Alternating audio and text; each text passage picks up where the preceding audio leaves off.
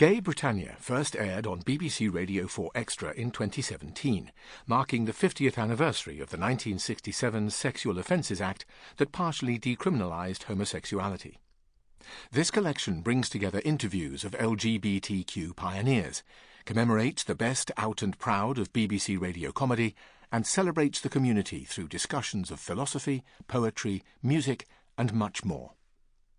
As part of the Gay Britannia series, presenter and journalist Ben Hunte hosted multiple short interviews with his LGBTQ heroes. The first interview features human rights campaigner Peter Tatchell.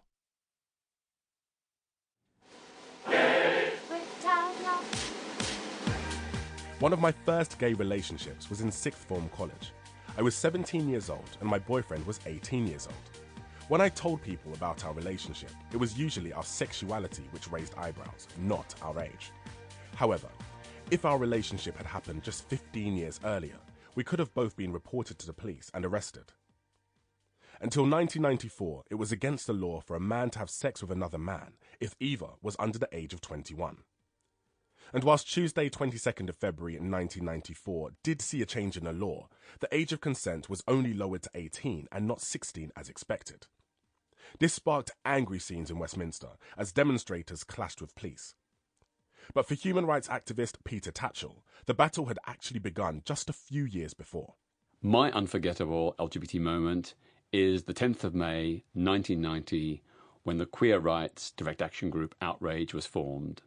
About 35 of us were there at the then London Lesbian and Gay Centre, and we decided that we'd absolutely had enough. Just weeks previously, the gay actor Michael Booth had been kicked to death by queer bashers in West London. He was one of about 50 men who'd been murdered by homophobic thugs in the preceding 4 or 5 years. Yet nobody gave a damn. The police investigations were derisory. There was no outcry in Parliament or the media. In fact, those murders were virtually ignored. At the same time, the police were putting huge resources into arresting gay and bisexual men for consenting victimless behaviour. I did some research at the Home Office and found out that in 1989 there were 2,022 recorded offences of so-called gross indecency, which simply means any sexual contact between men, including mere kissing and touching. 2,022 in 1989, which was almost as great as the number in 1954, when male homosexuality was totally illegal and when the country was gripped by an anti-gay witch hunt. So those are the twin reasons why Outrage was formed. And we decided to model ourselves on the suffragettes and the black civil rights movement in America.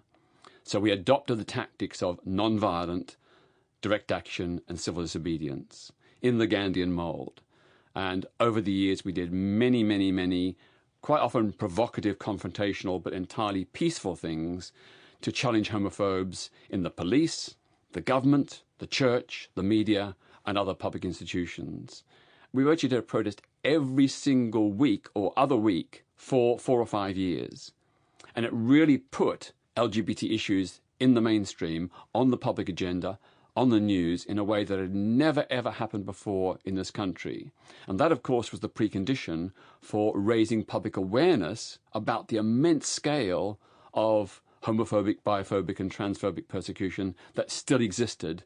And eventually, the drip, drip, drip effect of all those protests was to, first of all, massively improve public understanding about the scale of oppression we faced, and very importantly, to put the authorities on the back foot, because they looked like oppressors. They looked like they were victimizing us unfairly. They looked like they were being harsh interpreters of the law. And so we won the battle of PR. We won the battle for public opinion. We won the battle for hearts and minds.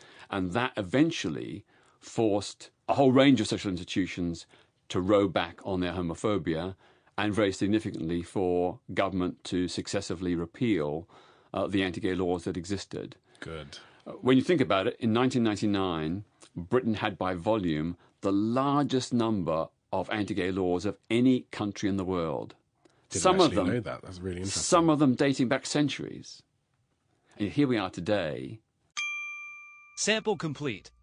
Ready to continue?